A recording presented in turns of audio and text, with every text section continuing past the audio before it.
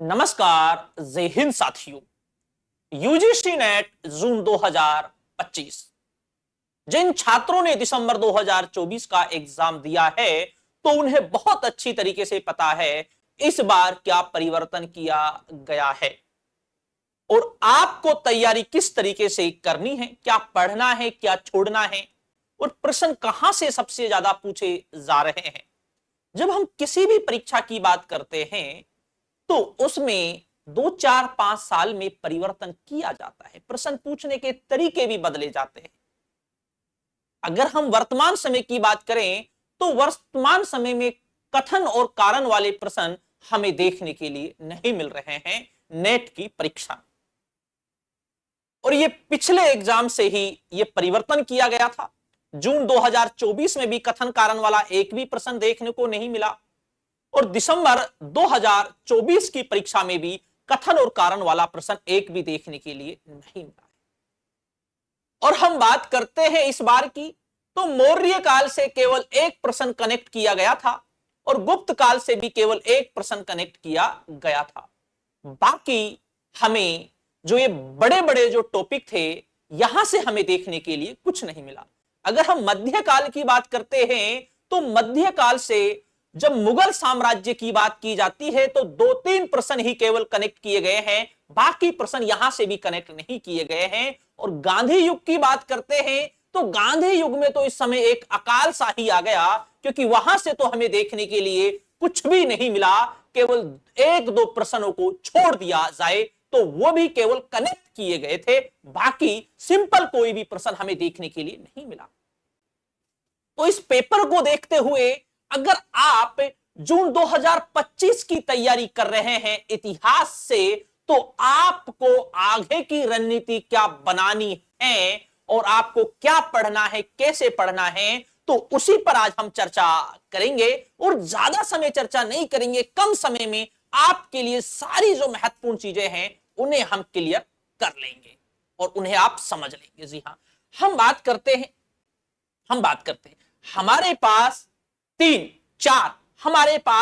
4 part हैं, प्राचीन, मध्य, आधुनिक और इतिहास दर्शन। प्रत्येक में इसमें 3 यूनिट है, इसमें 3 यूनिट है, इसमें 3 है और इसमें 1 यूनिट है आपकी। इससे हम बात करते हैं तो 30 क्वेश्चन आते हैं, मध्यकाल की बात करते हैं तो 30 आते हैं, आधुनिक से 30 आते हैं और इससे आते हैं 10। और अगर इस बार की इतिहास दर्शन की बात की जाए तो इस बार इतिहास दर्शन से जो कथन वाले जो है, थॉट वाले जो है, केवल एक प्रश्न देखने के लिए मिला था। बाकी जो पूछा गया था वो पुस्तक पूछा गया था। पुस्तक भाई कौन सी पुस्तक किसने लिखी है, यह सबसे ज्यादा पूछा गया था। अब हम बात करें प्राचीन काल की, हम बात करें तो प्राचीन काल में अगर बात की जाए, मौर्य काल की बात की जाए तो केवल 1 या 2 प्रश्न लास्ट कनेक्ट आपसे किया था, बाकी इससे नहीं है। गुप्त काल बड़ा महत्वपूर्ण है, केवल इससे भी जो किया गया था लास्ट 1 से या 2 प्रश्न कनेक्ट किया गया था इस बार लास्ट। इसके बाद हम बात करते हैं तो ये जो महत्वपूर्ण जो आपके टॉपिक हैं तो यहां से आपको चीजें देखने के लिए नहीं मिली। इसके बाद अब हम बात करते हैं हड़प्पा सभ्यता की बात करें तो हड़प्पा सभ्यता के पैसेज को मेसोपोटामिया की सभ्यता के साथ कनेक्ट कर दिया गया और वो कनेक्ट इस तरीके से किया गया कि उसमें से लास्ट स्टूडेंट 2 या 3 ही प्रश्न कर पाए, वरना पैसेज जो आता है काफी सिंपल आता है। और हम वैदिक संस्कृति की बात करते हैं तो वैदिक संस्कृति से भी इस बार ज्यादा कुछ देखने के लिए नहीं मिला। इसके बाद हम मध्यकाल की हम बात करते हैं। पहले तो मैं बात कर लेता हूं कौन कौन से क्या। हम बात करते हैं मुगल काल की। जब हम बात करते हैं मुगल काल की तो मुगल काल से लास्ट 2 या 3 प्रश्न लास्ट कनेक्ट किए गए। जी हां, इसके बाद अब हम आधुनिक की तरफ आए और थोड़ा सा हम मुगल काल में ही थोड़ा हम मध्यकाल की तरफ शिवाजी के टाइम रहे तो शिवाजी से कुछ नहीं पूछा गया। इसके बाद हम बात करते हैं आधुनिक काल में आ जाते हैं। हम बात करते हैं आधुनिक काल की। जब हम बात करते हैं तो पेशवाओं की बात करते हैं, संधियों की बात करते हैं। तो स्टूडेंटों ने बहुत ज्यादा उम्मीदें लगा रखी थी कि यहां से प्रश्न अक्सर पूछे जाते हैं, लेकिन इस बार देखने के लिए कुछ भी नहीं मिला। इस बार देखने के लिए कुछ नहीं मिला।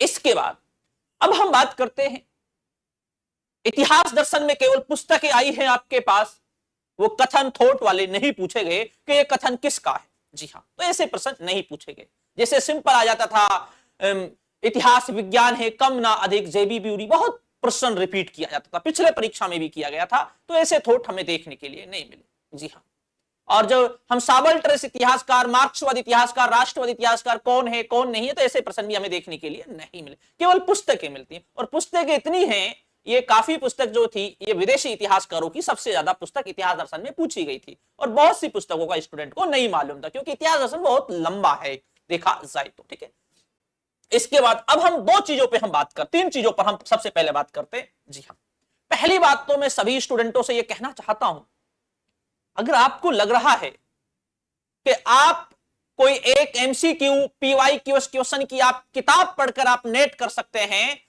तो आप गलत सोच रहे हैं, आप गलत सोच रहे हैं। और अगर आपको लगता है कि एमसीक्यू पीवाईक्यू करके टेस्ट सीरीज ज्वाइन करके हम नेट पास कर सकते हैं, तो आप गलत सोच रहे हैं।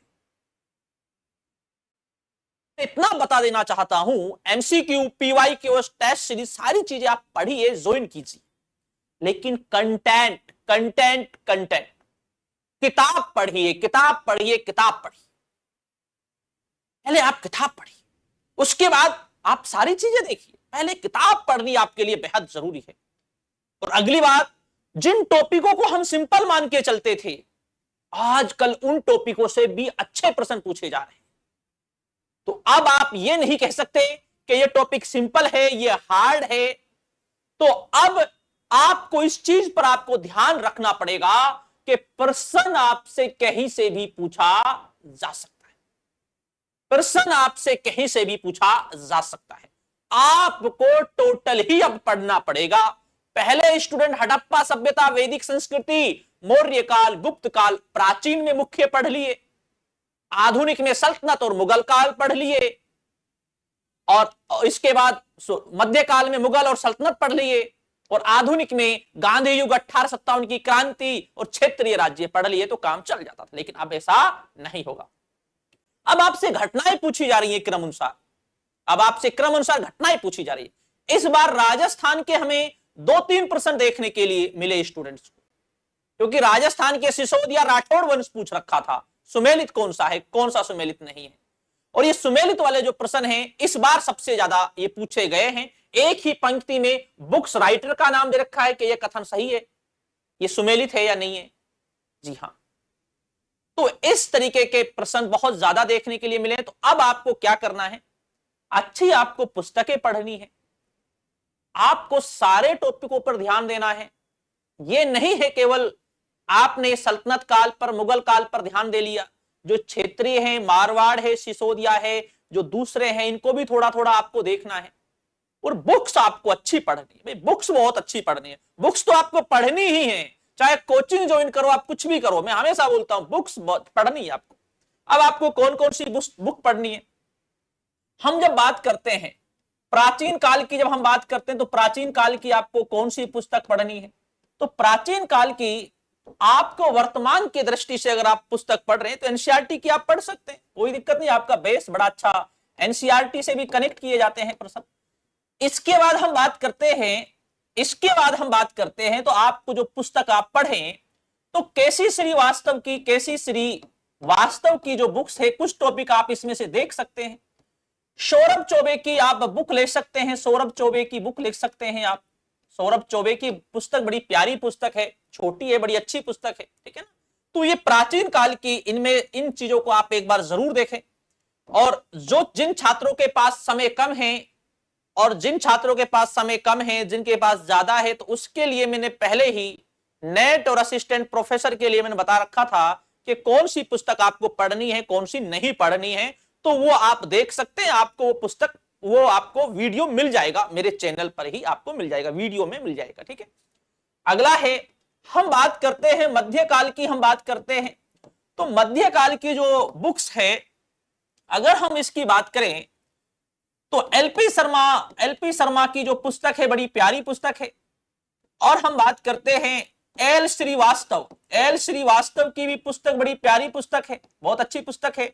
और सतीश चंद्र की पुस्तक है, सतीश चंद्र की पुस्तक है, तो इनमें से आप ले सकते हैं। सतीश चंद्र के 2 वॉल्यूम आते हैं, सल्तनत और मुगल काल के 2 आते हैं, तो इसमें से आप ले सकते हैं।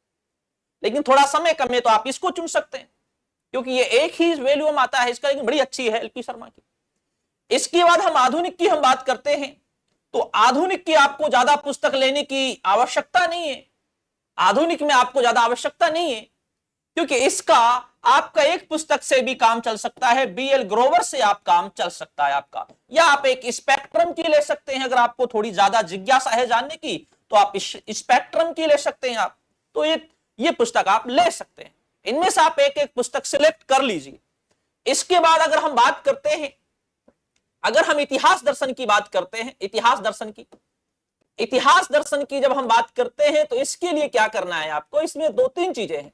एक तो झारखंड चौबे की है, झारखंड चौबे की पुस्तक है, झारखंड चौबे की पुस्तक है, और एक है हम बात करते हैं ई श्रीधरन की पुस्तक है, ई श्रीधरन की पुस्तक है।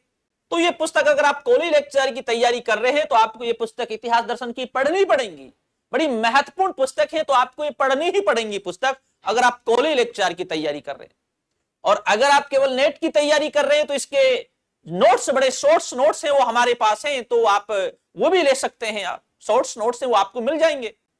और अगर आपको इतिहास, तीनों इतिहासों के हैंड रिटन आपको हमारे ऑफलाइन वाले जो नोट्स हैं जिसको हम क्लास में पढ़ाते हैं, अगर आपको वो चाहिए तो डिस्क्रिप्शन में एप्लीकेशन का लिंक है, तो आप वहां से भी वो नोट्स ले सकते हैं।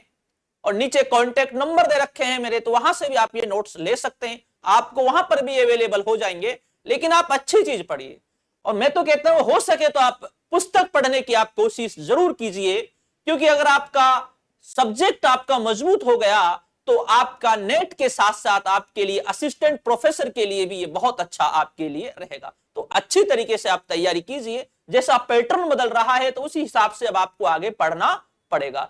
जी हाँ, तो ठीक है दोस्तों, शुक्रिया, धन्यवाद, जय हिंद।